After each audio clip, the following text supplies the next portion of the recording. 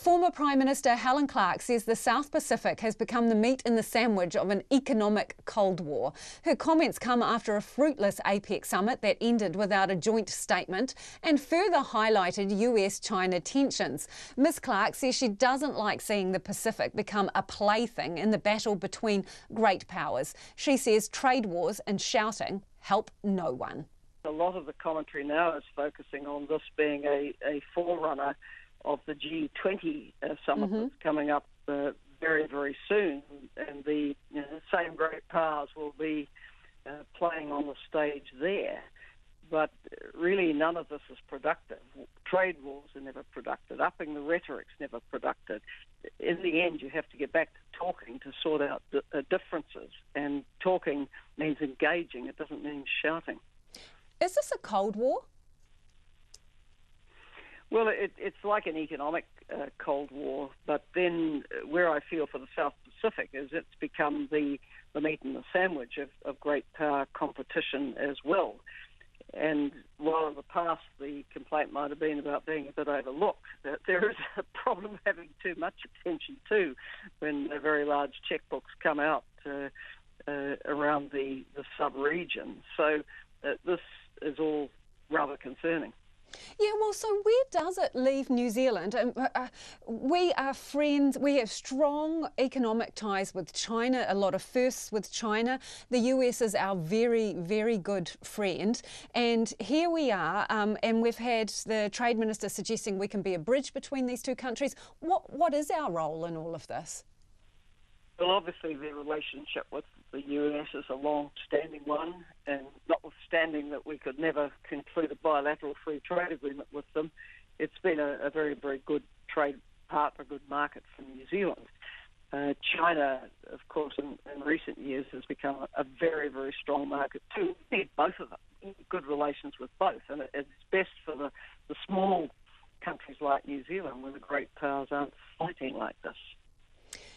We have suffered as a result of, well, we're collateral damage in some sense. We've suffered as a result of the tariffs that have been put on by the US. And you've got Mike Pence saying potentially they could double those. They will keep going until China modifies their behaviour. What is the worst case scenario for New Zealand in this, do you think? Well, as you say, we're collateral damage. We're not the target of this. But we just have to hang in and continue advocating for people playing by trade rules. The WTO ministerial round, of course, has been in terrible trouble, partly because of the same tensions we're now seeing played out in the East Asia Summit and in APEC. But for a small country like New Zealand, with no great weight to throw around, and only the strength of arguments and the strength to being a good partner and neighbour, we need great powers to return to civility, and we should be really positioning ourselves to be able to have good relations with both. Does China have more influence in the Pacific now, though, than the US? Well, the US was missing in action for a lot of years. Its eyes were averted elsewhere. In the early 2000s, it was very much focused on the Middle East arena. And then when President Obama did the pivot to Asia, that didn't necessarily have much of a focus on the South Pacific either. Meanwhile, China has got on with the Belt and Road proposal, which now covers infrastructure projects in about 70 countries. And, of course, some of those include the Pacific. And they're big projects. I mean, the $4 billion of financing for Papua New Guinea's national road networks, money all around. So in a way, I think it's catch-up time also for Western powers, that you shouldn't overlook friends, because other friends will move in. So should we be worried about China's influence in the Pacific? Well, I personally don't like seeing the Pacific treated as some kind of plaything in the battle between great powers.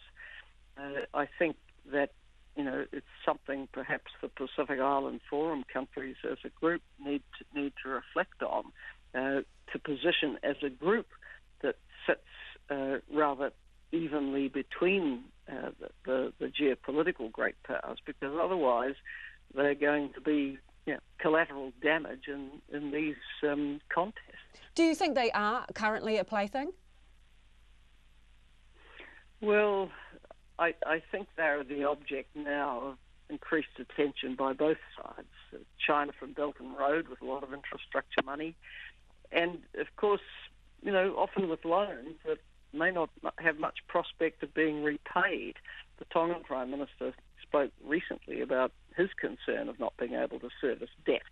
We saw a port, as I recall, in Sri Lanka being, in effect, possessed by the Chinese financiers. We saw Prime Minister Mahathir of Malaysia back away from contracts with China that had been entered into by the previous government because of fears of not being able to service debts. I think, Pacific needs to think very, very carefully about the liabilities it's taking on.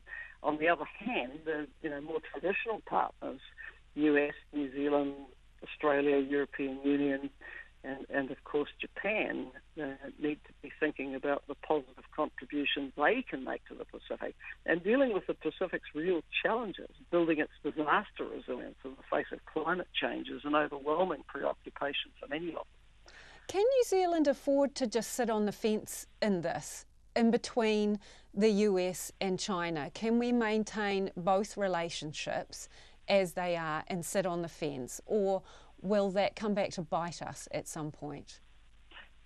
We have to be able to maintain both relationships. On the values side, it is clear beyond doubt that New Zealand is a Western democracy. It has its own very credible version of the rule of law. People have a say. It also is true that with the US, which shares the same basic value system, we have a strong trade relationship. Now, the values system of China and the political system are very different. But on the other hand, it is a great power in our neighbourhood, and it's one that we have derived significant economic benefits from a trading relationship with. So we have to be able to walk and chew gum here.